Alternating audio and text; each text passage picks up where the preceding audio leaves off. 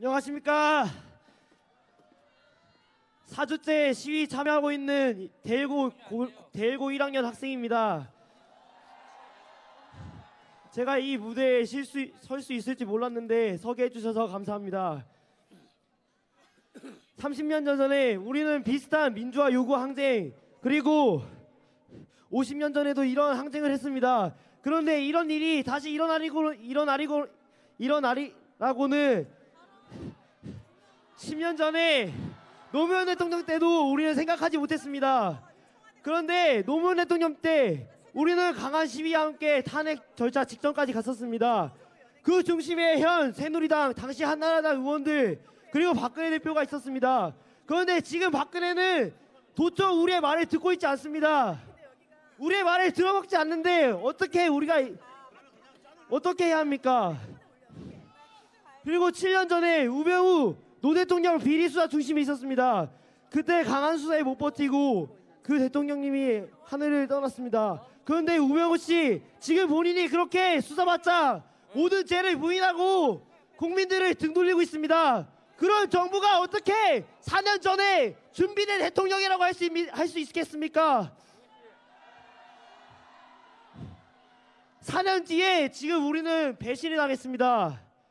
그때 있었던 새누리당 의원들, 정두원 등 별별 의원들 그 최태민에 대해서 다 알고 있었습니다. 하지만 이 일이 일어나려고 생각 못했기 때문에 묵인했지만 지금 이 일이 터졌으면 어떻게 합니까?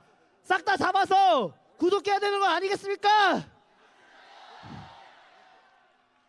그리고 최순실 일가 박근혜를 상대로 큰 그림을 그리며 국민들을 놀이개로 갖고 놀았습니다.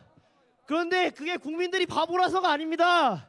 최순실이 더 독하게 우리를 굴려먹으려 했기 때문입니다. 청년 실업 박근혜 해결해준다더니 최순실의 주술 별거 아닌 거에 넘어가서 말 같지도 않은 노동개혁법이나 만들고 청년 실업 해결해준다더니 전혀 해결된 게 없습니다. 그리고 최순실 일가와 권력을 사유화하여 말도 안 되는 일을 일으켰습니다. 그런데 왜 10년 전이 자기가 주도했던 탄핵안을 우리가 주도하니 물러나지 않는 것입니까?